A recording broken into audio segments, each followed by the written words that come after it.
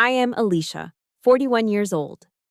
To the world, I'm a ghost protecting the most powerful figures in America. But to my own family, I am just a failed delivery driver. The breaking point was that evening at the lavish engagement party in Chevy Chase. The moment I walked in, my own sister, Kay, smirked and introduced me to her billionaire in-laws. This is Alicia. She drives a truck delivering meal prep kits. If you need anything shipped, just ask her. The whole room burst into laughter. My parents stood there, nodding along, their eyes filled with shame and pity as they looked at me. They didn't know that a Sig Sauer P229 was still warm under my jacket after protecting the Secretary of State just 30 minutes prior. They thought I was a bottom feeder needing charity. They had no idea that just one phone call later would make the most powerful man in that room tremble and bow his head to me. Let me know where you are watching from, and hit subscribe if you have ever been looked down upon by your own flesh and blood. The truth is about to be exposed. There is a specific kind of peace that comes with cleaning a weapon. It's mechanical. It's logical. It makes sense in a way that my family never has. I was sitting at my kitchen island, the smell of Hoppa's No. 9 solvent filling the air. A scent that smells like discipline to me, but would probably smell like violence to my mother. My Sig Sauer P229 was disassembled on the cleaning mat in front of me. This isn't just a gun. It is the standard issue sidearm for the Diplomatic Security Service. It's an extension of my hand. I had just wiped down the recoil spring when my phone buzzed, vibrating aggressively against the granite countertop. I didn't need to look at the screen to know who it was. The rhythm of the vibration felt demanding. It was Kay. I wiped the oil from my fingers with a microfiber cloth before tapping the green icon. Alicia? Finally! Kay's voice chirped, shrill and tinny through the speaker. She filled the screen of my iPhone. Even on a casual Tuesday afternoon FaceTime call, my younger sister looked like she was ready for a photo shoot. Her hair was blown out to perfection, likely a $60 session at the salon down the street. She was wearing a Tory Burch silk blouse that probably cost more than my parents' monthly grocery budget.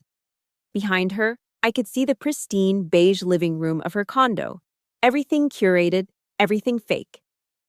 Hello, Kay, I said, my voice flat. I glanced down at my own attire, a faded flannel shirt and a pair of worn-in Levi's. You're not doing that mechanic stuff again, are you? Kay squinted at the screen, noticing the black smudge of gun oil on my thumb. Ugh, never mind. Look, I don't have much time. I have a nail appointment in 20 minutes. I just needed to go over the protocol for tomorrow night. Protocol. That was a word I used for motorcades and extraction points. Kay used it for seating charts and appetizers. I know the time, Kay. 7 o'clock. Chevy Chase, I said, reaching for the slide of my pistol to inspect the barrel. Right. But listen. She leaned closer to the camera, her voice dropping to that conspiratorial whisper she used when she was about to say something insulting, disguised as advice. I was thinking about what you should wear. Do you still have that navy blue dress? The jersey knit one. The one you wore to Aunt Linda's funeral 3 years ago. I paused. I knew exactly which dress she meant. It was shapeless, made of cheap polyester, and slightly faded at the seams. It was something I bought at a clearance rack because I hadn't had time to shop between missions in Kabul and DC. It made me look 10 years older and 20 pounds heavier. I have it, I said. But I was planning to wear the black suit. No. Kay cut me off sharply. No suits. God, Alicia, you always look so masculine in those suits. It's an engagement party, not a job interview at a warehouse. Plus, the Prestons are very old school. Very elegant. I don't want you to look like you're trying too hard. The blue dress is better. It's humble. It suits your situation. My situation. I picked up a cotton swab and began cleaning the firing pin channel. Understood, I said. The blue dress, humble. Great, she smiled, a flash of whitened teeth. Oh, and the truck. The monster. She was referring to my Ford F-150. To her, it was a redneck eyesore. To me, it was a modified, up-armored beast with a V8 engine capable of ramming through a blockade if necessary. It was government property, disguised as a civilian work truck. What about it? Don't park in the driveway, Kay said, waving her hand dismissively. And honestly, don't even park in front of the house. The HOA in the Preston's neighborhood is a nightmare. And if they see that thing with the mud flaps and the dents, it just lowers the property value just by idling there. Park it around the corner, maybe 2 blocks down. The walk will be good for you. I felt a muscle in my jaw tighten. She was banishing my vehicle, my mobile command center, to the shadows because it didn't fit her aesthetic. I can park down the street, I said. My voice remained steady. Marcus Aurelius once wrote, "The best revenge is to be unlike him who performed the injury." I would not yell. I would not argue. I would endure. Perfect. She checked her watch. A delicate Cartier tank watch that our parents had bought her for passing the bar exam. They gave me a pat on the back when I graduated from the Federal Law Enforcement Training Center. One last thing, Alicia. And this is important. She looked me dead in the eye through the screen. The smile vanished. When people ask, and they will ask, because they are polite, about what you do. She paused, sighing as if my existence was a heavy burden she had to carry. Just keep it vague. Say you work in logistics support, or that you help manage deliveries. Do not launch into stories about driving long haul or whatever it is you do with those boxes. Gerald's father is a senator, Alicia. I don't want to be embarrassed by blue-collar talk. Logistics, I repeated, and deliveries. Exactly. Keep it short. Smile, eat the hors d'oeuvres, and try to blend into the wallpaper. Okay, I have to run. Love you. The screen went black before I could say goodbye. I sat there in the silence of my kitchen. The love you echoed in the empty room, sounding as hollow as a spent shell casing. Slowly, methodically, I began to reassemble the Sig Sauer. Slide, spring, guide rod, frame, click, snap. The weapon was whole again, cold, heavy, and ready. I stood up and walked over to the wall near the pantry. It was a dark corner of the kitchen, shadowed by the refrigerator. Hanging there, slightly crooked, was a wooden plaque with a brass plate. The U.S. Department of State Diplomatic Security Service Award for Valor, presented to Special Agent Alicia Cooper, for courage under fire during the Benghazi evacuation. It was dusty. I hadn't looked at it in months. My parents had never looked at it. Not once. When they visited, my mother had actually hung a calendar over it because she said the government seal looked too aggressive. I reached out and straightened the frame. Kay wanted me to be small. She wanted the sister who drove a beat-up truck and wore cheap polyester. She needed that version of me. If I was the failure, then she was the success. If I was the dark, she was the light. It was the only dynamic my family understood. I could have told her right then on the phone. I could have told her that logistics meant coordinating the movement of nuclear assets. I could have told her that the boxes I delivered sometimes contained classified intelligence that kept the country from going to war. But I didn't. Because that wasn't the role they assigned me in the Cooper family script. Fine, Kay, I whispered to the empty room, turning off the lights. I'll wear the faded dress. I'll park in the dark. I will be your shadow. But shadows have a way of growing when the sun starts to set. There is a verse in the book of Mark, chapter 6, verse 4, that I have recited to myself more times than I can count while lying awake in lonely hotel rooms halfway across the world. A prophet is not without honor, but in his own country, and among his own kin, and in his own house. I am no prophet, I don't claim to be. But the sentiment holds a heavy, suffocating weight. It explains how I can be trusted with the life of a visiting prime minister on Monday and treated like a charity case by my mother on Tuesday. This misunderstanding didn't happen overnight. It wasn't one big lie that exploded. It was a slow, creeping erosion of the truth that started exactly 15 years ago. I remember the day clearly. It was a crisp Sunday in November. I had just driven back from Glencoe, Georgia, fresh out of the Federal Law Enforcement Training Center. I was 26, exhausted, but buzzing with an electric kind of pride. I had just earned my badge. I was officially a special agent with the Diplomatic Security Service. I walked into my parents' house, the same house in the suburbs with the manicured lawn and the American flag by the porch, bursting with news. My father was in his sanctuary, the living room. He was sunk deep into his leather recliner, a lukewarm beer on the coaster, his eyes glued to the oversized television screen. Sunday night football was on. The Dallas Cowboys were down by 3, and the tension in the room was thicker than the cigar smoke clinging to the curtains. "Dad," I said, standing in front of the TV, blocking the view of the line of scrimmage. "I did it. I passed. I'm an agent." He leaned to the left, trying to see around my hip. "Move, Alicia. They're in the red zone." "Dad, listen. I got the job. The State Department."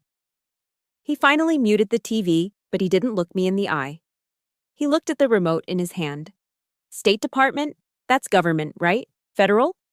"Yes," I beamed, reaching into my pocket to pull out the leather wallet with the gold badge. "It's federal law enforcement. I'll be protecting—" "Does it have dental?" he interrupted, taking a sip of his beer. "And the pension? Is it the FERS system? You stick with that for 20 years, Alicia, and you'll be set. Good benefits. Safe. Boring, but safe." He didn't want to hear about the tactical driving course I had aced. He didn't care about the firearms training or the courses on counterterrorism. To him, I had just landed a desk job at the DMV that happened to come with a good 401k. "It's not boring, Dad. It's dangerous. I'm an agent," I tried to correct him. From the kitchen, Kay walked in. She was 24 then, just starting law school, already perfecting that shark-like smile. She saw the badge in my hand and didn't even blink. "An agent?" Kay laughed, popping a grape into her mouth.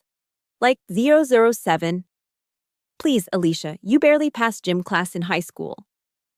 "Daddy, she's basically a security guard for the embassies. You know, checking IDs, opening gates for the ambassadors, like a glorified doorman."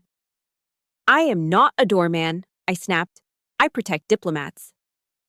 "Right," Kay said, dismissing me with a wave of her hand as she sat on the arm of Dad's chair. "You run errands for them. You make sure their dry cleaning is safe. It's logistics, support staff." Dad unmuted the TV. The crowd roared. "Touchdown." "Well," Dad grunted, eyes back on the screen. "Just make sure you sign up for the life insurance. Can't be too careful if you're driving around DC traffic." That was the moment the seed was planted. Over the next decade and a half, Kay watered that seed with envy and malicious precision. She couldn't stand the idea that her older sister might be doing something cool or heroic while she was buried in contract law paperwork. So, she became my translator to the family. When I was deployed to Kabul to secure the embassy perimeter, Kay told the aunts and uncles, "Alicia is working overseas, some sort of government courier job. She delivers paperwork." When I was assigned to the Secretary of State's protective detail, traveling on Air Force 2, Kay told the neighbors, "She's in transportation now. She drives the vans for the government officials, you know, shuttling them around." And eventually, as the game of telephone warped the truth, driving the vans became driving a truck. And delivering sensitive documents became delivering packages. By the time I was 35, in my parents' minds, I was essentially a glorified Uber Eats driver with a government clearance. It wasn't just words, it was actions. 3 months ago, I came home to find an envelope in my mailbox. It was a card from my mother. I opened it, expecting maybe a birthday check or a family newsletter. Instead, a frantic flutter of paper scraps fell onto my kitchen floor. I knelt down to pick them up. They were coupons, clipped from the Sunday newspaper. Subway, buy 1 6-inch sub, get 1 free. Arby's, 2 classic roast beef sandwiches for $6. Jiffy Lube, $10 off your next oil change. There was a sticky note attached to the Jiffy Lube coupon in my mother's handwriting. "Alicia, honey, I know you put a lot of miles on that truck of yours, and gas prices are so high right now. I thought these might help with lunch on the road. Don't be too proud to use them. Love, Mom." I stood there in my kitchen, holding a coupon for a roast beef sandwich, while my tactical vest sat on the chair next to me. They didn't do it because they were evil. My parents aren't villains in a comic book. They are just average. They are terrified of anything they don't understand, and they are obsessed with appearances. The truth is, their indifference hurts more than hate. Hate implies that I matter enough to provoke a reaction. Indifference tells me I am nothing but background noise. If you have ever felt like the black sheep because your family refuses to see your true worth, I need you to pause for a second. Press that like button right now. It's a small signal to the world that we exist. And tell me in the comments below, I am not who they say I am. Let's confuse the algorithm with the truth. I looked at those coupons and I finally understood the ecosystem of the Cooper family. For Kay to be the golden child, the successful, wealthy, brilliant lawyer, she needed a contrast. She needed someone to be below her. If I were a high-ranking federal agent protecting world leaders, I would be her equal. Or worse, I might overshadow her. My parents couldn't handle that. They needed the narrative to be simple. Kay is the success. Alicia is the struggle. That order kept them safe. That order kept them comfortable. They believe I am a failure, I said to the empty air of my apartment, crumpling the Arby's coupon in my fist. Because believing I am a failure makes them feel successful. So, I let them believe it. I let them have their comfort. I let them have their small, tidy little lies. But tomorrow, the lies were going to collide with my reality. Because while they thought I was driving a delivery truck, I was preparing to command a motorcade that would shut down the entire Capitol Beltway. And God help anyone who stood in my way. At 05 net hours, the tarmac at Dulles International Airport is a desolate, wind-swept expanse of gray concrete. The air smells of burnt jet fuel and freezing rain. It's a smell that triggers a specific physiological response in me. My heart rate slows down, my pupils dilate, and the world narrows into a grid of potential threats. I stood by the rear door of the armored SUV, my delivery truck, as my family calls it. But this morning, it wasn't carrying boxes. It was part of a 3-vehicle convoy waiting to receive a high-value asset. A foreign witness, vital to a federal trafficking case, was stepping off a C-130 transport plane. Perimeter is tight, Cooper, the voice crackled in my earpiece. It was Martinez, one of the Marines from the embassy security detail. We have eyes on all exits. I tapped my comms. Copy that. Keep the engine running. We move the second feet hit the ground. The ramp of the aircraft lowered with a mechanical whine. A gust of wind whipped my short hair across my face, but I didn't flinch. 6 Marines in full combat gear flanked the witness. They moved with a synchronized, lethal grace that you only see in men who have trusted each other with their lives.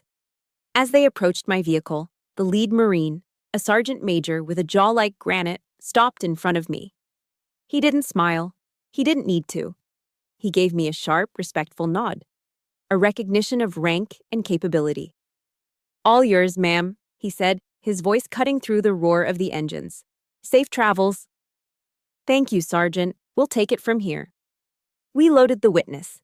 The door slammed shut with a heavy, reassuring thud of bulletproof steel. Jerry, my RSO, regional security officer, slapped the hood of the truck twice. He walked up to my window as I shifted the heavy vehicle into gear. Jerry is a man of few words, a Vietnam vet who has seen more combat than most action movie stars. Good work, Cooper, Jerry said, his eyes scanning the horizon one last time. That was a textbook extraction. You're the Iron Shield of this unit. I don't know what we'd do without you. The Iron Shield. I felt a warmth spread through my chest that had nothing to do with the car heater. Respect, competence, purpose. In this world, on this tarmac, I was essential. I was powerful. I guided the convoy out of the secure zone, watching the sunrise bleed orange over the Virginia skyline. My job was done. The adrenaline began to recede, leaving behind the dull ache in my lower back that comes from wearing a 20-pound tactical vest for 6 hours. I pulled into a lay-by to strip off the vest and secure my weapon in the lockbox. That was when my personal phone buzzed on the passenger seat. The screen lit up. Mom. I stared at it. The contrast was jarring. 1 minute I was Cooper, the Iron Shield. The next, I was Alicia, the daughter. I unlocked the phone.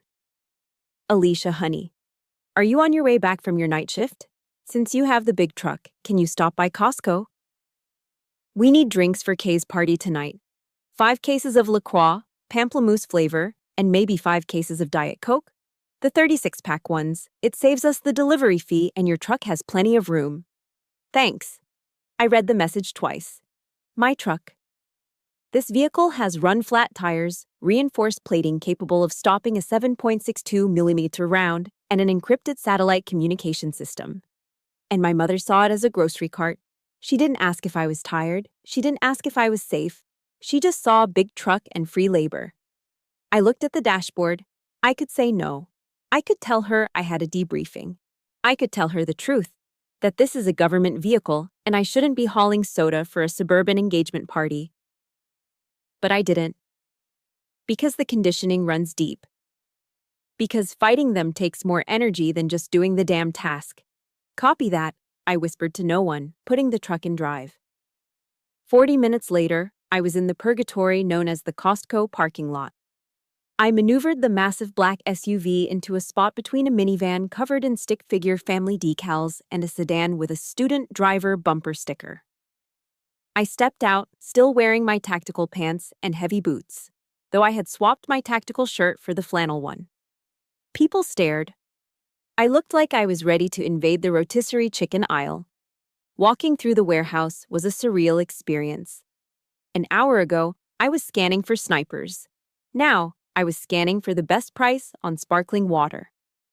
I wrestled 5 cases of LaCroix and 5 cases of Diet Coke onto a flatbed cart. They were heavy, awkward.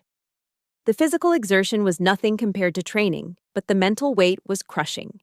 I paid with my own card. Mom always forgot to transfer the money until weeks later, and hauled the load back to the truck. By the time I pulled up to Kay's condo complex, the sun was high and bright. It was a nice place, gated, manicured hedges. The kind of place where people called the police if a car was parked on the street for too long.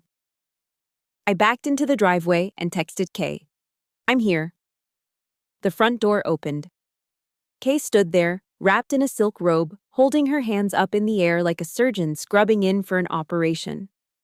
Oh, thank God, she called out, not stepping a foot outside.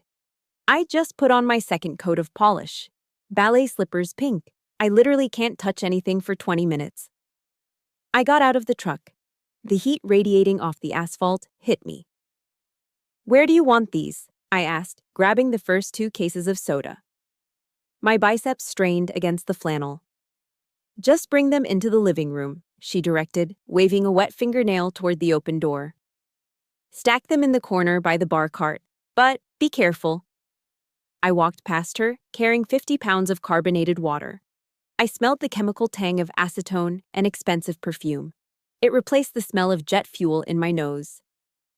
Careful, Kay shrieked as I stepped onto the entryway. I just had the hardwood floors refinished last week. Do not drag those boxes, Alicia. Lift them.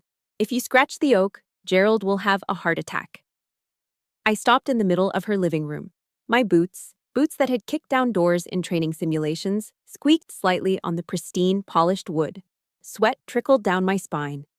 I've got it, Kay, I grunted, lowering the boxes slowly. Make sure they're straight, she added, leaning against the doorframe, blowing on her nails. And try not to track any dirt in. Your boots look dusty. Did you come from a construction site or something? I looked up at her. The airport, I said quietly. Ugh, the airport, she wrinkled her nose. So germy. You should probably wash your hands before you touch any of the food prep stuff later. I set the last case of Diet Coke down. Clunk. I'm the Iron Shield, I thought to myself, the words sounding bitter and distant now. Here, in this house, I wasn't a shield. I wasn't an agent. I was a mule. A mule with dirty boots who needed to be careful not to scratch the precious floor of the Golden Child. I stood up, wiping my hands on my jeans. Is that all? I asked. For now, Kay smiled, checking her reflection in the hallway mirror. Thanks, Alicia. You're a lifesaver. Honestly, paying for delivery is just such a scam when you have a truck, right? Right, I said. A scam. I walked out the door, back to my armored beast, feeling smaller than I ever did on the tarmac. The walk from where I parked my truck took exactly 12 minutes. Kay had been right about one thing. The neighborhood was pristine. It was Chevy Chase, Maryland, a place where wealth whispers rather than shouts. The streets were lined with ancient oak trees that formed a canopy over the road, blocking out the stars. The houses were set far back from the street, hidden behind wrought iron gates and manicured boxwood hedges. I walked along the sidewalk, the heels of my old shoes clicking unevenly on the pavement. The navy blue polyester dress Kay had insisted I wear felt heavy and suffocating against my skin. It didn't breathe. It clung to me in all the wrong places, making me feel less like a woman and more like an improperly wrapped package. As I rounded the corner onto the Whitley estate, the silence of the neighborhood was replaced by the low hum of a social event in full swing. The driveway was a parking lot of European engineering. I counted 3 black Range Rovers, 2 Mercedes S-Class sedans, and a Tesla Model X with the Falcon doors open. A team of valet attendants in red vests was moving with the efficiency of a pit crew, whisking cars away so the guests wouldn't have to walk more than 10 feet. I, of course, had walked 6 blocks. I approached the main entrance. The house was a massive brick colonial revival, illuminated by tasteful landscape lighting that made the red bricks glow like embers. A man in a black suit stood at the base of the front steps. He held a clipboard and wore an earpiece. He looked like private security, probably ex-police, judging by the way he stood with his hands clasped in front of his belt buckle. As I stepped onto the slate walkway, he moved. 1 step to the left, just enough to block my path. "Excuse me, miss," he said. His voice was polite, but his eyes were hard. He scanned me, the frizzy hair from the humidity, the cheap dress, the scuffed shoes. He didn't see a guest. He saw a problem. "The service entrance is around the side," he said, pointing a thumb toward a dark path lined with garbage cans. "Catering staff needs to check in with the house manager at the kitchen door." I stopped. My hand instinctively twitched toward my hip, where my badge usually rested. But tonight, there was no badge, just polyester. "I'm not with the catering staff," I said, keeping my voice level. The guard raised an eyebrow. He looked down at his clipboard, then back at me. He clearly didn't believe me. "This is a private event, miss. The guest list is strictly enforced." "I know," I said. "I'm Alicia Cooper, the bride's sister." He paused. He looked at the list. He ran his finger down the names, taking his sweet time, as if he expected to find me on a banned list rather than the family section. "Cooper," he muttered. He found it. He looked disappointed. "Right. Go on in." He stepped aside, but he didn't apologize. He just watched me walk up the steps, his gaze lingering on the back of my dress. I could feel the judgment burning a hole between my shoulder blades. Inside, the air changed. It was cooler, conditioned to a perfect 68 degrees, and smelled of money. It's a specific scent, a mix of expensive beeswax polish, fresh hydrangeas, and Joe Malone diffusers. A live jazz band was playing in the corner of the grand foyer. The saxophone player was smooth, filling the space with low, sultry notes. Waiters in white tuxedo jackets weaved through the crowd carrying silver trays of raw oysters and crystal flutes of champagne. I stood in the entryway for a moment, letting my eyes adjust. It was a tactical habit. Scan the room, identify exits, identify threats. The threat level here was 0 physically, but psychologically, it was catastrophic. Everyone looked like they had been airbrushed. The women wore silk and cashmere, their jewelry understated but clearly insured for millions. The men wore bespoke suits that fit them like second skins. And then there was me, a blue smudge in a room of gold and cream. "Alicia." The voice cut through the jazz. It was Kay. She was standing near the fireplace, holding a glass of white wine. She looked stunning, I had to admit. Her dress was a shimmering silver sheath that caught the light with every movement. She waved me over, her smile tight and frantic. I took a breath and walked into the fray. Into the lion's den. "You made it," Kay hissed as I got close, leaning in to air-kiss my cheek so she wouldn't smudge her lipstick. "And you wore the dress. Good. You blend in." I didn't blend in. I stood out like a sore thumb, and she knew it.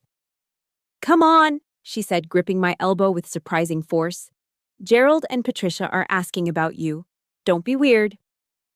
She steered me toward a couple standing by the floor-to-ceiling windows.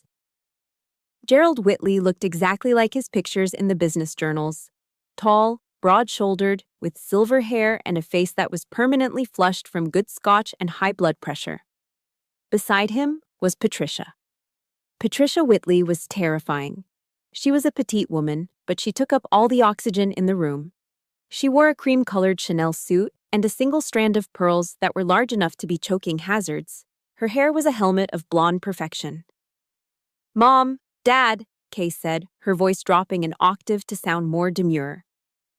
"This is my sister, the one I told you about, Alicia." Patricia turned. Then came the scan. I have been scanned by retinal readers at CIA headquarters. I have been patted down by airport security in war zones. But nothing felt as invasive as Patricia Whitley's eyes. She started at my hair. Her gaze moved down to the collar of my dress, noting the fraying stitching. She looked at my hands. No manicure, short nails, a small callus on my thumb from the gun safety. She looked at my hips, then my legs. And then she stopped at my feet. I was wearing a pair of black pumps I had bought at DSW 5 years ago. The leather on the left toe was scuffed from driving. The heel on the right was slightly worn down. Patricia stared at that scuff mark for 3 seconds. In those 3 seconds, she calculated my entire net worth, my education level, and my social standing. And the result was deficient. She looked back up at my face. Her expression hadn't changed, but the warmth in her eyes had dropped to absolute zero. "Alicia," Patricia said. Her voice was like dry ice. "We've heard so much about you." "It's nice to meet you, Mrs. Whitley," I said, extending my hand. She looked at my hand for a split second before taking it. Her handshake was limp, like she was afraid she might catch something. "Kay tells us you're quite the traveler," Gerald boomed, trying to fill the silence. "Driving all over the country. Must be interesting seeing the real America from the road." He spoke loudly, as if I were hard of hearing or slow to understand. "It has its moments," I said neutrally. "Alicia is very free-spirited," Kay interjected quickly, resting her head on Gerald's shoulder in a show of daughterly affection. "She doesn't like the corporate grind like we do. She prefers the open road. No bosses, no deadlines, no structure, just her and the boxes." "No structure?" I almost laughed. My life was defined by the strictest structure on the planet. Chain of command, rules of engagement, federal law. "Is that so?" Patricia asked, tilting her head. A small, pitying smile played on her lips. "I suppose that must be freeing. Not everyone is cut out for ambition, I suppose. Some people are just happier living simply." "Exactly," Kay said, squeezing Gerald's arm. "Alicia is all about the simple life." I stood there, surrounded by millionaires, holding a glass of water I didn't want, listening to them rewrite my life into a tragedy of wasted potential. "Well," Gerald said, clapping his hands together, "the world needs people to move things around, doesn't it? Essential services and all that." "Indeed," Patricia murmured, turning her attention back to a waiter passing with a tray of caviar blinis. "Someone has to do it." They turned away from me, the conversation effectively over. I'd been assessed, categorized as the help, and dismissed. I stood alone in the middle of the room, clutching my purse against the cheap polyester of my dress. My gun, usually a comforting weight against my ribs, was miles away in the lockbox of my truck. I felt naked without it. But the night wasn't over. The crowd was growing, and Kay's friends, the sharks in suits, were starting to circle. I could feel their eyes on me, sensing the weakness, smelling the blood in the water. The circle formed around me before I could escape. It was a predatory formation, one I had seen wolves use in nature documentaries, but here the predators were wearing Brooks Brothers suits and holding tumblers of single malt scotch. These were Kay's friends, the DC up-and-comers, corporate lawyers, lobbyists, and junior partners who measured their self-worth in billable hours and the horsepower of their leased BMWs. "So, you're the sister," said a man who had introduced himself as Brad. He was leaning against a marble pillar, swirling the ice in his glass. He had the kind of face that had never known a day of hardship. Smooth, tanned, and smug. Kay says you're in distribution. Something like that, I said, gripping my glass of sparkling water. I work in secure logistics. Logistics, Brad repeated, chuckling as he glanced at his friends. That's a fancy word for it. My cousin tells girls he's in petroleum transfer engineering when he pumps gas in New Jersey. The group erupted in laughter. It was a sharp, performative sound. No, but seriously, another guy chimed in, loosening his tie.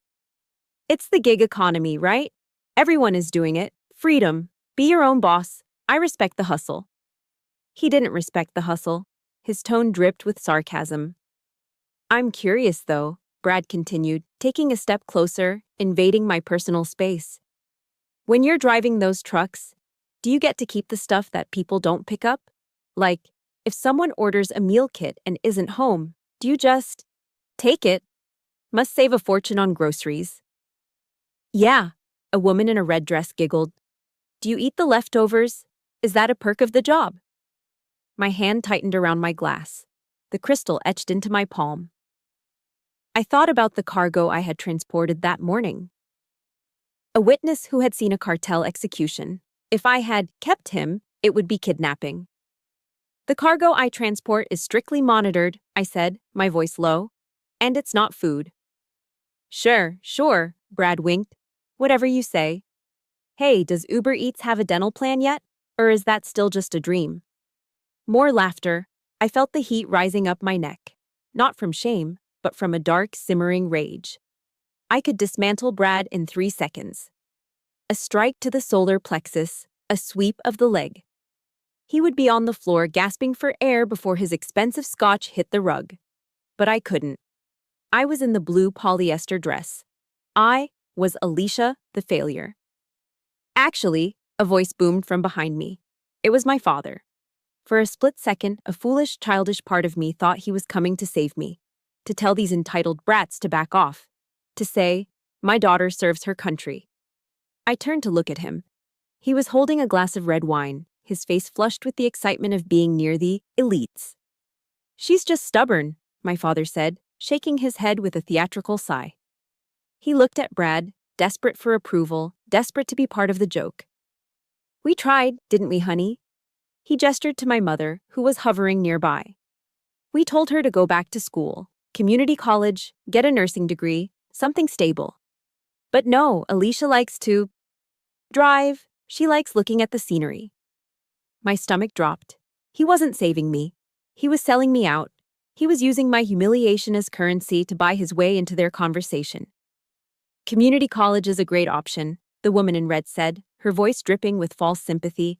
It's very accessible. She wouldn't listen, my father continued, avoiding my eyes. Always had to do things the hard way. That's Alicia for you, a bit of a rough diamond, very rough.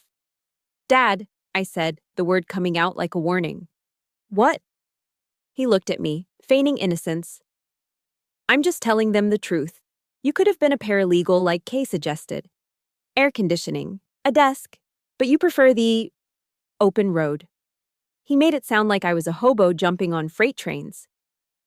My work requires a level of focus and judgment that most people wouldn't understand, I said, looking directly at Brad. My voice was steady, cutting through the laughter like a knife. One mistake in my line of work doesn't result in a paperwork error. It results in catastrophe. The circle went quiet for a beat. My tone had shifted. The delivery girl had just spoken with the authority of a field commander. Brad blinked, looking unsure for a moment, but the tension was broken by a heavy hand landing on my shoulder. It was Gerald Whitley, the patriarch. He squeezed my shoulder, not affectionately, but with the weight of ownership. He smiled down at me, his eyes crinkling with what looked like kindness but felt like pity. Now, Gerald boomed, his voice rich and baritone, silencing the group. Let's not give Alicia a hard time. He looked around the circle, playing the role of the benevolent king defending his peasant. Society needs people like Alicia, Gerald said, giving my shoulder another patronizing pat. Think about it. Without people willing to do the heavy lifting, the driving, the serving, how would we function? We wouldn't have our packages. We wouldn't have our dinners delivered warm. He looked at me, his eyes locking onto mine. It is a noble service, my dear, he said, speaking slowly, enunciating every word as if I were a child or mentally slow. Knowing your place in the ecosystem is a virtue. Not everyone is meant to lead. Not everyone is meant to create policy or build empires. Some people are the hands and feet, and we thank you for that. Really, it's a worthy contribution. The room seemed to tilt. Knowing your place. He wasn't defending me, he was defining me. He was putting me in a box, a small labeled box at the bottom of his pyramid. To him, I was the biological equivalent of a forklift. Useful, necessary, but not sentient, not equal. Thank you, Gerald, I said. My voice sounded hollow to my own ears. I'm glad I can serve. That's the spirit, Gerald laughed, releasing my shoulder. Now, who needs a refill? I opened a 1998 Bordeaux that is breathing beautifully. The circle broke. They turned their backs on me, drawn away by the promise of expensive wine, leaving me standing alone in the center of the rug. I stared at their backs, the tailored suits, the silk dresses, the confident posture of people who have never had to check under their car for an IED. My phone, tucked into the small clutch purse I was holding, began to vibrate against my palm. It was a long, sustained vibration, not a text, a call. I looked down at the screen. It wasn't my mother. It wasn't Kay. The screen flashed red. Incoming secure call, Central Command. I took a deep breath, the air in the room suddenly feeling thin and stale. The humiliation that had been burning my skin seconds ago evaporated, replaced by the icy clarity of duty. The delivery girl was about to clock out. The agent was clocking in. The phone in my hand felt radioactive. The screen pulsed red, a silent siren in the middle of the polite, murmuring crowd. Incoming secure call, Central Command. I didn't answer it immediately. Protocol dictated I move to a secure perimeter. I turned on my heel, ignoring the confused look from the waiter holding a tray of empty champagne flutes, and stepped quickly into the hallway. The heavy oak doors muffled the sound of the jazz band, but the silence out here was deafening. I swiped the screen. Cooper, I said. My voice had dropped an octave. The submissive sister was gone. Code red, Cooper. I repeat, code red. It was Jerry. His voice was tight, clipped, fighting against a background of chaotic radio chatter. We have a situation. The Secretary's motorcade has been boxed in on Rockville Pike, 2 miles south of your location. Local PD is overwhelmed. We have a credible threat of an ambush. The lead vehicle is disabled. My blood ran cold. Rockville Pike. At this hour, it was a parking lot of commuters, a sitting duck scenario. Secretary Thomas, the man who held the nuclear codes for diplomatic relations, was trapped in a metal box surrounded by potential hostiles. Status of the asset? I asked, my eyes scanning the hallway for cameras. Asset is secure for now, but exposure is high. We need an extraction route and immediate fire support. You are the closest unit. What is your ETA? I looked down at my watch, then at my blue polyester dress, then at my scuffed shoes. I have the beast, I said, referring to my up-armored truck. I can be there in 4 minutes if I jump the median. Do it, Jerry barked. Get him out of there, Alicia. Bring him to the safe house. You are authorized to use lethal force. Go. The line went dead. 4 minutes. I shoved the phone back into my clutch. My heart was hammering against my ribs, a steady, rhythmic thud. Thump, thump, thump, thump. It wasn't fear. It was fuel. I needed to leave. Now. I turned back toward the main party room. The quickest way to the front door was through the crowd. I didn't have time to skirt around the service entrance. I pushed open the double doors. The room had quieted down. Gerald Whitley was standing by the fireplace, tapping a spoon against his crystal glass. Clink, clink, clink. He was preparing to make a toast. The guests were freezing in place, turning their attention to the patriarch. I moved. I didn't walk. I cut through the room with a stride that was too long, too purposeful for a party guest. I wasn't weaving through people. I was calculating trajectories. "Excuse me," I muttered, brushing past Kay's friend, Brad, nearly knocking the scotch out of his hand. He glared at me, but I was already gone. I made it to the edge of the foyer, 10 feet from the heavy front door, 10 feet from freedom, 10 feet from the mission. And then, she stepped in front of me. My mother. She materialized from the crowd like a blockade. In her right hand, she held a large silver cake knife. It was ornate, with a pearl handle, glinting under the crystal chandelier. Behind her, a waiter was wheeling out a 5-tier cake covered in white fondant and sugar flowers. "Alicia?" she whispered, her voice hissed through clenched teeth. She blocked my path physically. "Where do you think you are going? Gerald is about to speak." "I have to leave, Mom," I said. I didn't stop moving until I was inches from her face. "Right now, emergency." She didn't step aside. Instead, she raised the knife slightly, not as a weapon, but as a pointer, gesturing indignantly at the room. "Emergency?" she scoffed. Her eyes darted around to see if anyone was watching us. "What kind of emergency, Alicia? Did someone order a salad and forget the dressing? Did a box fall off the truck?" "Mom, move," I said. My tone was icy. It was the voice I used to order civilians to get down during a raid. But she wasn't a civilian. She was my mother, and she was immune to my authority. "You are not ruining this," she said, her voice rising. "Kay has worked for months on this night. We are about to cut the cake. It's tradition. You cannot leave before the cake is cut. It's social suicide." "I don't care about the cake," I said, my patience snapping like a dry twig. "I have to go." She stared at me, her face twisting into a mask of incredulity. She looked at my cheap dress, my desperate expression, and then she laughed. A short, cruel sound. "You can't wait 10 minutes?" she asked loudly. Heads began to turn. Gerald stopped tapping his glass. The room fell into an awkward silence. Is the customer that important? Are they starving? Is the world going to end if someone doesn't get their meal kit on time? I looked at her. I looked at the silver knife in her hand. It was a tool for celebration, for sweetness, and she was using it to cut me open. I thought about telling her. I thought about screaming, "I am going to save the Secretary of State from an assassination attempt." But I looked at their faces. Gerald's annoyed frown, Kay's mortified glare, the guests' amused smirks. They wouldn't believe me. They didn't want to believe me. They wanted the delivery driver. They wanted the failure.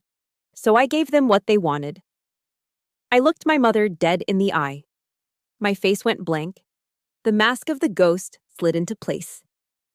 "Yes, Mom," I said, my voice carrying across the silent room. "The customer is very hungry, and they get very angry when I'm late." My mother's jaw dropped slightly. She looked validated, yet disgusted. "Go then," she sneered, stepping aside and waving the knife toward the door as if banishing a stray dog. "Go do your job. Don't expect us to save you a piece." I didn't look back. I walked past her. I walked past the cake. I walked past Gerald, who was shaking his head in theatrical disappointment. As I pushed open the heavy front door, stepping out into the cool night air, I heard my mother's voice one last time. She wasn't whispering anymore. She was apologizing to the nearby guests, ensuring her social standing remained intact. "I'm so sorry, everyone," she said, her voice dripping with fake sorrow. "Alicia?" "Well, she's always had a problem with priorities. It's a lack of education, really. Just very unmannered. Unmannered." The door clicked shut behind me, severing the connection. The silence of the driveway hit me. The cool air filled my lungs. I didn't run to the truck. I sprinted. My heels dug into the gravel, but I didn't care. I reached the Ford F-150, my beast, and ripped the door open. I vaulted into the driver's seat. If you have ever had to walk away from people who claim to love you just to save yourself or to do what you knew was right, I need you to pause and hit that like button right now. Do it for the boundaries we have to set. And tell me in the comments, I choose my mission. Let's show the world that walking away takes more strength than staying. I slammed the door shut, sealing myself inside the armored cocoon. The smell of leather and gun oil replaced the scent of expensive perfume. I punched the ignition. The V8 engine roared to life, a deep guttural growl that shook the frame. It was the sound of power. I reached under the seat and pulled out my tactical vest. I threw it over my head, pulling the Velcro straps tight over the blue polyester dress. I didn't bother with the shoes. I kicked them off, pressing my bare foot against the gas pedal. I keyed the radio mic. "Central, this is Agent Cooper," I said, my voice steady as a rock. "I am mobile. ETA 3 minutes. Tell the secretary to keep his head down. The cavalry is coming." I shifted the truck into gear and peeled out of the Whitley estate, leaving tire marks on their perfect asphalt. The party was over. The war had begun. Rockville Pike is a nightmare on a good day. Tonight, it was a parking lot. Red brake lights stretched as far as the eye could see, a river of stalled steel winding through the heart of Bethesda. But I wasn't a commuter anymore. I was a weapon. I flipped the toggle switch on the dashboard of my Ford F-150. Hidden strobe lights behind the grille and windshield erupted in a blinding display of red and blue. I hit the siren, a low, guttural whoop-whoop that vibrated in my chest. People didn't just move, they scattered. The sight of a matte black lifted truck with government plates parting traffic like the Red Sea tends to trigger a primal instinct in suburban drivers. Inside the cab, the transformation was happening.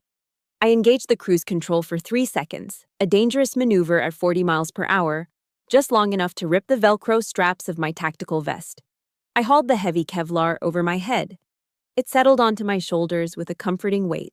It covered the cheap blue polyester dress, hiding the failure underneath layers of ballistic protection. I kicked off my right pump, then the left. I drove barefoot for a quarter mile, weaving through the breakdown lane before jamming my feet into the tactical boots I kept wedged under the heater. I didn't have time to lace them fully, so I tucked the laces in, earpiece in, radio on. "Central, I am 1 minute out," I barked into the comms. "Give me a sitrep." 2 hostiles in a sedan cut off the motorcade. Jerry's voice came through, clear and tense. "Exchange of fire. Limo is disabled. Engine block hit. Suspects fled, but we anticipate a secondary attack. Local PD is on scene, but the perimeter is porous." I saw the smoke rising ahead. The intersection near the Naval Medical Center was chaos. A black limousine sat sideways across 2 lanes, steam pouring from its hood. 2 Secret Service SUVs were boxed in around it, forming a defensive wedge. Montgomery County police cruisers were everywhere, their lights flashing, but there was no order. Officers were shouting, pushing back civilians who were filming with their phones. It was a circus. I didn't slow down until the last second. I drove my truck up over the concrete median, shredding the landscaped grass, and slammed the brakes right next to the lead police cruiser. I kicked the door open. A young MCPD officer, adrenaline high, hand on his holster, stepped toward me.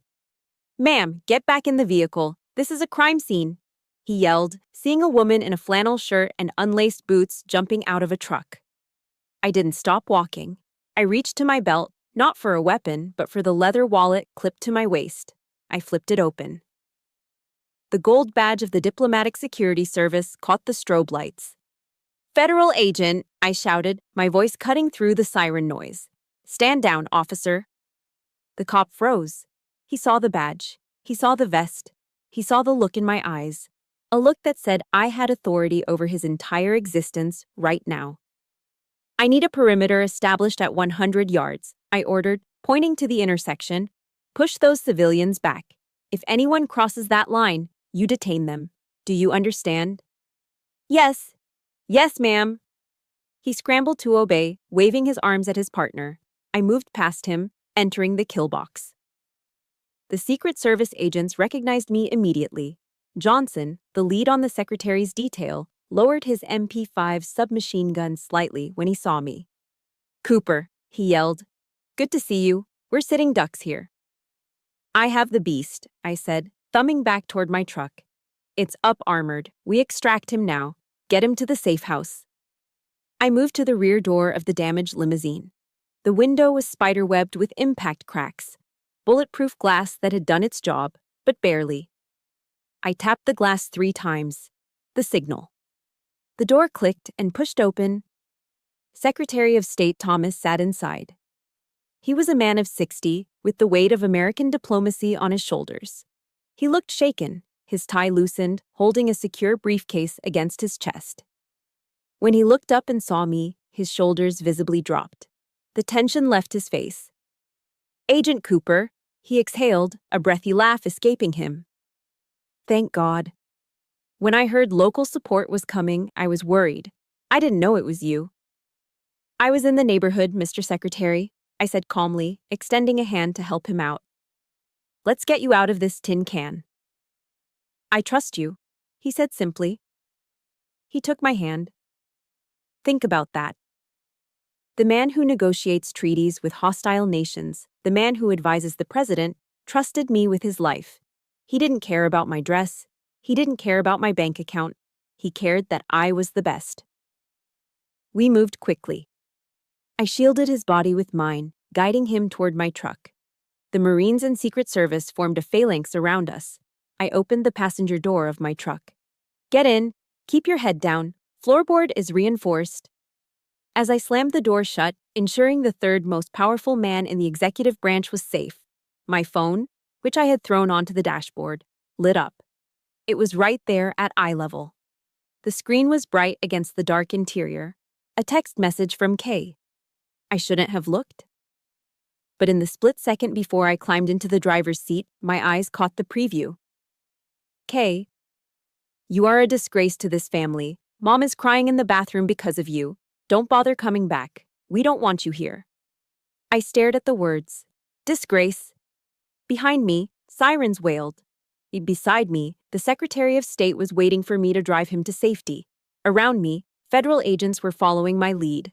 And on that screen, I was a disgrace because I didn't stay to eat cake. The irony was so sharp it felt like a physical blow. It was absurd. It was tragic. It was hilarious. "Agent Cooper," the secretary asked from the passenger seat, his voice low. "Is everything all right? We need to move." I looked at the phone one last time. I didn't delete the message. I wanted to keep it. I wanted to remember exactly what they thought of me while I was busy saving the world. I reached out and flipped the phone face down. "Everything is clear, Mr. Secretary," I said, my voice devoid of emotion. "We are moving." I stomped on the gas. The truck surged forward, pushing through the debris, leaving the chaos behind. But we needed a place to go. The safe house in McLean was compromised by the traffic. The embassy was too far. I needed a secure location, close by, with high walls and gated access. Somewhere off the grid for 20 minutes until the backup team could arrive with the helicopter.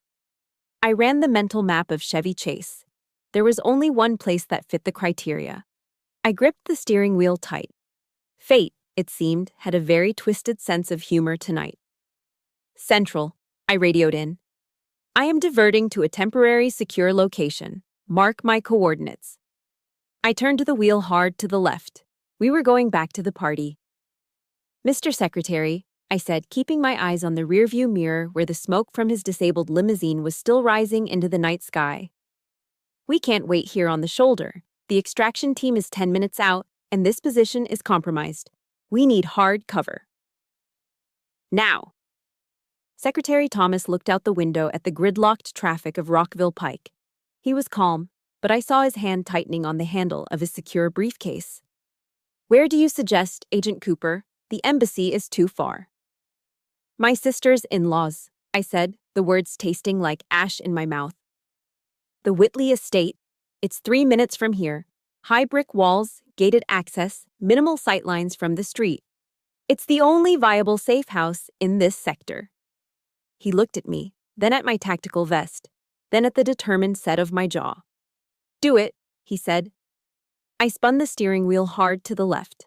The Ford F-150's tires screeched as I jumped the curb, bypassing a stalled intersection.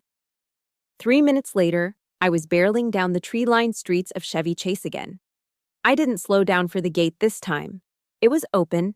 Guests were leaving early, likely due to the disturbance I'd caused earlier. I drove the massive truck right up the center of the driveway, ignoring the frantic waves of the valet staff. I slammed on the brakes directly in front of the main entrance, parking diagonally across the steps. My truck blocked a Bentley and a Porsche, boxing them in. "Stay here," I instructed the secretary. "Keep your head down. Give me 30 seconds to clear the room and secure the perimeter." "Copy that," he nodded. I unlocked the door and stepped out. The air was still cool, smelling of expensive cologne and exhaust fumes. I placed my hand on the grip of my Sig Sauer P229, now openly holstered on my hip, and marched up the stairs. I didn't knock. I placed my boot against the heavy oak door and shoved it open. It swung inward with a heavy thud, crashing against the interior wall. The sound silenced the room instantly. The party had thinned out, but the core group was still there. Gerald, Patricia, Kay, my parents, and about 20 close friends were gathered in the foyer, nursing their drinks and dissecting the drama of my earlier exit. When I stepped into the light, I looked like an alien invasion. I was barefoot in tactical boots, wearing a Kevlar vest over a blue polyester dress, with a radio coil running up my neck and a federal firearm on my hip. But they didn't see an agent. They didn't see the gun. They were so blinded by their own narrative that they only saw the delivery girl who had ruined their night. Kay was the first to react. She broke away from a group of bridesmaids, her face contorted in a mask of pure, unadulterated rage. "You!" she shrieked, pointing a manicured finger at me. "You have the audacity to come back here after the scene you caused?" She marched toward me, stopping only because I held up a hand in a halt gesture. "Kay, step back," I said, my voice projecting with command authority. "I need everyone to clear this room immediately. This is a matter of national security." "National security?" Kay laughed, a high-pitched, hysterical sound. "Oh my God, you are delusional. What, did you forget your cooler? Did you forget a receipt for the soda?" "I am not joking," I said, scanning the upper landing for threats. "Clear the room." "Get out," Gerald Whitley roared. The patriarch stepped forward, his face turning a dangerous shade of purple. He looked at my muddy boots on his Persian rug. He looked at the truck blocking his driveway. He was trembling with fury. "This is private property, Ms. Cooper," Gerald bellowed. "You are trespassing. I don't care what kind of costume you are wearing or what game you are playing. You have insulted my wife, you have upset the bride, and now you are barging in here like a lunatic." "Mr. Whitley," I tried to interject, "I am commandeering this location as a temporary—" "I am calling the police," Gerald interrupted, reaching for his phone. "I am having you arrested. You clearly need mental help." "Gerald, please," my mother's voice whined from the back. She pushed her way to the front, dragging my father with her. My parents looked at me with a mixture of horror and exhaustion. To them, this wasn't a tactical operation. This was their daughter having a mental breakdown in front of the most important people they knew. "Alicia, stop it," my mother pleaded, wringing her hands. "Just go. Haven't you done enough damage? Why are you wearing that vest? You look ridiculous." "I am working, Mom," I said through gritted teeth. "Working?" My father stepped forward. The shame in his eyes was palpable. He looked at Gerald, then at me, and decided he needed to distance himself from his failure of a daughter one last time. "You are a disgrace, Alicia," my father spat out. The words hung in the air, heavy and toxic. "Look at you, barging into a respectable home, shouting orders. For what? Did you lose your job? Are you here to beg for money because you got fired from the delivery route? Dad, listen to me." "No, you listen," he shouted, pointing a shaking finger at my face. "You make us look like fools. You make us look like trash. All of this drama, just because you drive a truck. Just because you deliver lunchboxes for a living and you can't handle that your sister is a success." The room was deadly silent. The insult echoed off the marble floors. Just because you deliver lunchboxes. It was the trap of contempt. They had built a cage for me out of their own insecurities, and they refused to let me out of it, even when the keys were staring them in the face. I looked at my father. I looked at Kay, sneering in her silver dress. I looked at Gerald, dialing 911 on his phone. I felt a strange sense of calm. The bridge wasn't just burned, it was incinerated. "I am not here for money, Dad," I I said quietly. And I am not here for lunch boxes. I raised my hand to my earpiece. Asset is entering the structure, I said into the mic. What are you talking about? Kay snapped. Who are you talking to? You are insane. Before I could answer, the heavy front door behind me, which I had left ajar, swung open wide. Two massive Secret Service agents in dark suits stepped in, MP5 submachine guns held at the low ready. They scanned the room in a split second, their presence instantly changing the atmospheric pressure of the house. Kay gasped and took a step back. Gerald dropped his phone. And then, stepping through the phalanx of agents, came the Secretary of State. He looked tired, disheveled, and smelled of smoke. But he was unmistakably Thomas J. Preston, the man whose face was on the news every night. He walked right up to me, ignoring everyone else in the room. Agent Cooper, the secretary said, his voice loud and clear in the stunned silence. Perimeter secure? I looked at my father, whose mouth was hanging open. I looked at Kay, whose face had gone pale as a ghost. Perimeter is secure, Mr. Secretary, I said. Welcome to the safe house. Perimeter is secure, Mr. Secretary, I said. The words hung in the air for exactly 1 second. Then, the world turned inside out. The heavy oak front door didn't just open, it was breached. Two large men in dark, ill-fitting suits burst through the gap I had left. They moved with the terrifying speed of a tactical entry team. They didn't look like party guests. They looked like sledgehammers. Federal agents, hands! Show us your hands! The shout was deafening, bouncing off the marble floors and high ceilings of the Whitley foyer. The lead agent, a man I knew as Johnson, swept the room with the muzzle of his MP5 submachine gun. He wasn't aiming at anyone specific, but the threat was universal. Make a hole, clear the center, Johnson barked. Panic is a funny thing. It strips away the veneer of civilization instantly. The wealthy guests, CEOs, lawyers, socialites, didn't argue about property rights anymore. They scrambled. They dropped their crystal glasses. They backed up against the silk wallpapered walls, hands trembling in the air, terrified that this was a robbery or a raid. Gerald Whitley, who seconds ago had been threatening to have me arrested, stumbled backward, knocking over a pedestal table. His face went from purple to chalk white. What is this? He stammered, holding his hands up, palms open. I didn't move. I stood in the center of the chaos, barefoot in my boots, watching the Red Sea part. And then, he walked in.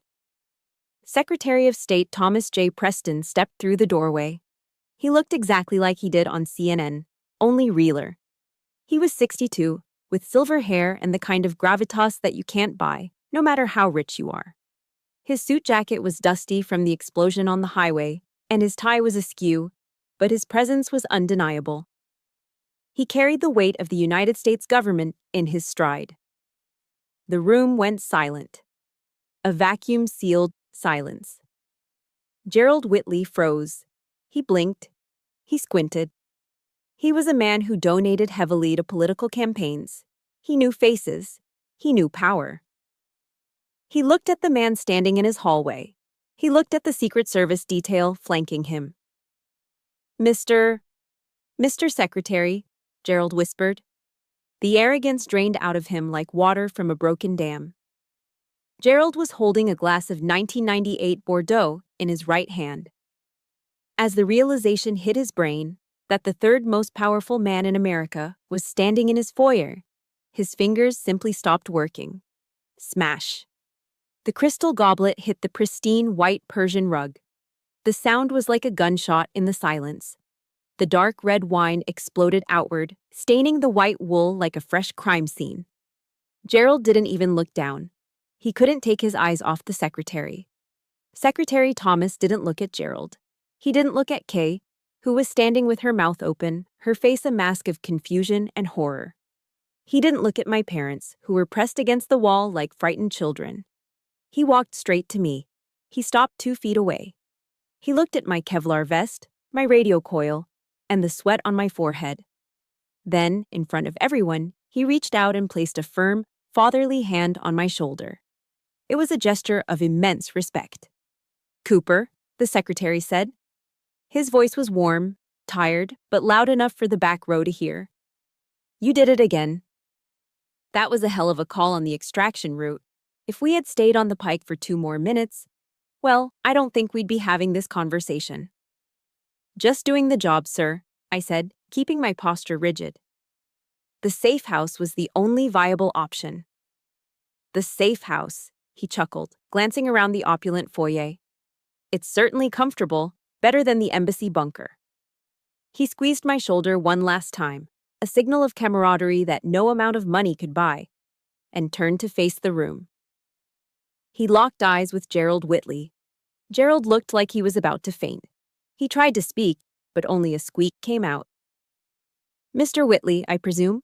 Secretary Thomas asked, stepping forward with his hand extended. The Secret Service agents lowered their weapons slightly, but kept their eyes scanning the guests. Yes, Gerald managed to choke out. Yes, Mr. Secretary. I am honored. We didn't. I must apologize for the intrusion, the secretary said, shaking Gerald's limp hand. My motorcade was ambushed on Rockville Pike. We took heavy fire. My lead vehicle was disabled. Gasps rippled through the room. Ambush, heavy fire, these were words from the news, not words for a Chevy Chase cocktail party. It was a critical situation, the secretary continued, his voice smooth and diplomatic. Fortunately, my lead security element took decisive action. She commandeered your residence as a temporary hardened location until the support team arrives. He turned back and gestured to me with an open palm. You should be incredibly proud, Mr. Whitley, the secretary said, smiling at the room. I was told this is your daughter-in-law's sister. It is rare to see such instinct in the field. He looked at my parents. My father was leaning against the wall, his face gray. My mother was staring at the gun on my hip as if it were a venomous snake. Agent Alicia Cooper is one of the finest assets the Diplomatic Security Service has, the secretary announced. He wasn't just talking, he was testifying. A GS-15 senior special agent. Do you know how few people reach that rank at her age? She runs my protection detail. She coordinates logistics for nuclear summits. She is, quite literally, the reason I get home to my wife at night. GS-15, Senior Special Agent, Nuclear Summits. The words hit the room like mortar shells. I watched Kay. Her eyes flicked from the secretary to me. I saw her brain trying to process the data, the delivery driver, the boxes, the logistics. Logistics, Kay whispered, the word slipping out of her mouth like a curse. Yes, logistics, the secretary nodded, hearing her. Secure logistics, the most complex kind. Cooper here moves mountains so we can do our jobs. He turned back to Gerald, who was staring at the red stain on his rug, then at me. He looked at me with new eyes. He saw the vest not as a costume, but as armor. He saw the delivery truck outside not as an eyesore, but as a tank. We had no idea, Gerald stammered. Alicia she never said. She wouldn't, the secretary said, his tone sharpening just a fraction. She's a professional. Silent professionals don't brag. They just serve. He looked at me again. I owe you a drink when this is over, Cooper. Maybe something better than the water you were drinking earlier. I'll take a rain check, sir, I said. Chopper is 3 minutes out. We need to move you to the landing zone in the back garden. Lead the way, agent, he said. I looked at my family one last time. My mother was crying. Not the fake social tears she used for effect. These were real tears of shock and humiliation. She realized that the rude daughter she had chased away with a cake knife had just brought the U.S. government into her living room. My father couldn't meet my gaze. He looked at the floor. And Kay looked small. In her shimmering silver dress, surrounded by her expensive things, she looked insignificant. Her success as a corporate lawyer felt like a child's game compared to the reality that had just walked through her door. Alicia, Kay started, her voice trembling. I didn't answer. I didn't smile. I didn't gloat. I just tapped my earpiece. Johnson, take point, I ordered. Secure the back garden. We are moving the asset. Copy that, boss, Johnson replied loud and clear. Boss. I turned my back on them. I turned my back on the spilled wine, the shocked faces, and the years of being the failure. I walked the Secretary of State through the kitchen where I had been told to use the service entrance just an hour ago. But this time, I wasn't carrying soda. I was carrying the weight of the world, and I had never felt lighter. The extraction was textbook perfect. Within 12 minutes, a secondary convoy of black SUVs had swarmed the driveway of the Whitley estate. A distinct, rhythmic thumping filled the air as a medevac helicopter loitered overhead, its searchlight cutting through the darkness of the Chevy Chase night. I stood by the open door of the lead vehicle, watching Secretary Thomas climb inside. Before the door closed, he looked back at me one last time and gave a sharp salute. "Get some rest, Cooper," he said. "That's an order." "Yes, sir," I replied, returning the salute. The heavy door slammed shut. The convoy peeled out, tires crunching over the gravel, red and blue lights reflecting off the terrified faces of the neighbors who had gathered at their windows. And then, silence returned. It wasn't the polite, murmuring silence of a cocktail party. It was the heavy, suffocating silence of a courtroom after a guilty verdict has been read. I stood alone on the driveway, the adrenaline beginning to drain from my system, leaving behind a cold, crystal-clear clarity. I turned around. They were all standing there by the front steps. My parents, Kay, Gerald, and Patricia. They looked like statues in a museum of regrets. Gerald Whitley was the first to move. The bluster, the arrogance, the booming voice of the patriarch, it was all gone. In its place was the trembling anxiety of a man who realized he had just threatened a federal officer with arrest in front of her boss. He walked toward me, his hands clasped together as if in prayer. He didn't look at my face, he looked at the badge on my belt. "Ms. Cooper?" "Ah, madam," Gerald stammered. He actually used the word, madam. I want to offer my sincerest apologies. Truly. There was a terrible misunderstanding tonight. He reached out a hand, then pulled it back, unsure if he was allowed to touch me. "We had no idea of your position," he continued, wiping sweat from his forehead with a silk handkerchief. "If we had known, obviously, the hospitality would have been different.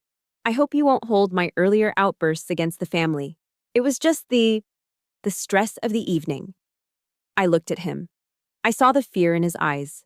Fear of audits, fear of political fallout, fear of losing his social standing. "It wasn't a misunderstanding, Mr. Whitley," I said. My voice was quiet, calm, and utterly indifferent. "It was a revelation." "Please," he begged, forcing a smile that looked like a grimace. "Let's go inside. Let's open a bottle of the good vintage. Patricia can have the chef prepare something. We should celebrate your heroism."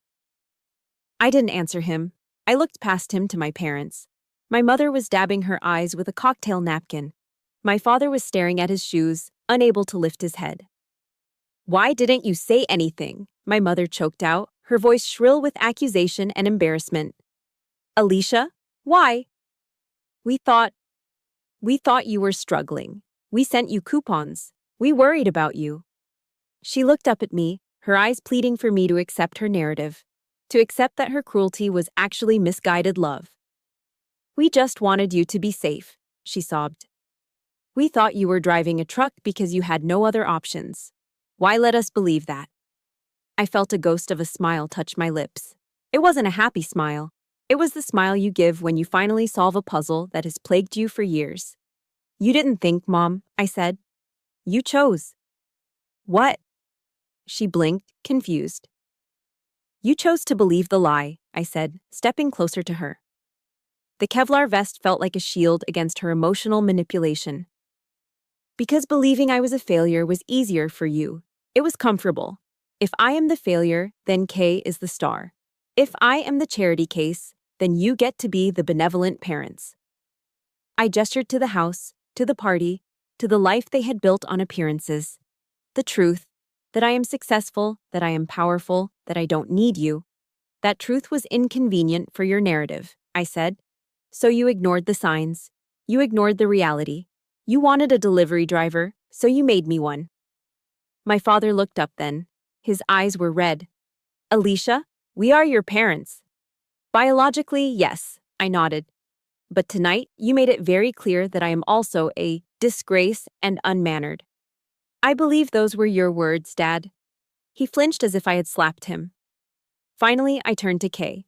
She was standing slightly behind Gerald, her silver dress looking wrinkled, her makeup smudged. The golden child had lost her shine. She looked at me with a mixture of jealousy and fear. For the first time in her life, she was the small one. You ruined my engagement party, Kay whispered, petulant to the end. No, Kay, I said softly. I saved your engagement party from being a crime scene, but honestly, I don't care. I looked at the ring on her finger, a big, heavy diamond paid for by a man who was currently terrified of her sister. Congratulations on the engagement, I said. I really hope your fiancé loves the truth more than he loves the fiction you spin. Because eventually the stories we tell about ourselves fall apart. I turned away. Alicia, wait, my mother called out. Where are you going? Stay, we can fix this. I didn't stop. I walked to my truck. The Ford F-150 sat there, rumbling quietly, a beast among the luxury sedans. It was scarred, dusty, and utilitarian. It was exactly like me. I climbed into the driver's seat. The leather was cool. The cab smelled of safety. I pulled my phone out to set the GPS. Ding. A notification slid down the screen. Bank of America. Direct deposit received. USDPT of state. Treasury amount, 15,000. Memo. Hazard pay, onesies code, red bonus. I stared at the number. $15,000 for 30 minutes of work. More than Kay made in 2 months of filing briefs. More than the value of all the coupons my mother had ever clipped in her life. I didn't feel arrogant. I didn't feel the need to run back inside and show them the screen. The validation didn't come from them anymore. It came from the work. It came from the mission. It came from me. I connected my phone to the Bluetooth speakers. I scrolled through my playlist until I found the only song that fit the moment. The opening piano chords of Frank Sinatra's My Way filled the cabin. And now, the end is near. And so I face the final curtain. I looked in the rearview mirror one last time. I saw them standing there, a huddled group of people shrinking in the distance, trapped in their golden cage of expectations and lies. I put the truck in gear. I've lived a life that's full. I traveled each and every highway. I pressed the gas. The truck surged forward, leaving the Whitley estate behind. I drove through the open gate, past the oak trees, and turned onto the main road. The highway stretched out before me, empty and dark, illuminated only by my headlights. But in the distance, on the horizon, the faintest hint of dawn was breaking. I wasn't their daughter anymore. I wasn't the sister. I wasn't the delivery girl. I rolled down the window, letting the cold wind hit my face, washing away the scent of stale perfume and old regrets. I was Agent Alicia Cooper. And I had a long drive ahead. I did it my way. If there is one truth I want you to take from my story, it is this. You cannot force people to respect you, especially when their disrespect serves their own ego. For years, I tried to shrink myself to fit into my family's small box. But I learned that a diamond doesn't stop having value just because it's hidden in the dark. The most expensive currency you can ever pay is your own peace of mind just to make others comfortable. Stop explaining yourself to people who are committed to misunderstanding you. Your worth is not defined by their validation. Sometimes the bravest thing you can do is simply walk away and succeed in silence. If my journey sparked a fire in you today, please hit that like button. It helps us find other black sheep who need to hear this message. I want to hear your story in the comments. Have you ever had to hide your true self just to keep the peace in your family? Or have you finally found the courage to drive away like I did? Type, I choose my way below to declare your freedom today. And don't forget to subscribe and turn on notifications so you never miss a story of justice and redemption. Until next time, stay strong and keep driving.